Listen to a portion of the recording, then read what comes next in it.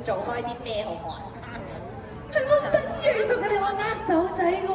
不過嗱，呢個動作唔係握手仔咁簡單，原來護理員透過呢個動作咧，可以檢查到佢腳趾或者腳板底嘅喎。講完佢嘅腳仔，我哋又講下佢哋嘅背部、佢哋嘴巴。平時除咗攞嚟食嘢，仲攞嚟做啲乜嘢啊？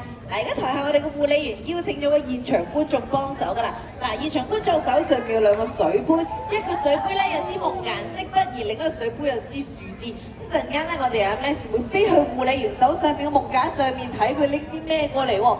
我問下現場觀眾先，準備好未？準備好，交俾你啦 ，Max。哇！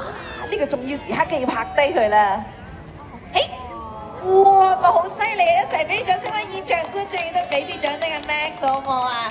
見唔見到啊？阿 Max 咧頭先攞支樹枝過嚟喎。嗱，唔講唔知啊，原來好多動物或者雀仔咧會用佢哋嘅背部，即係佢哋嘅嘴巴咧探索周圍嘅事物嘅喎。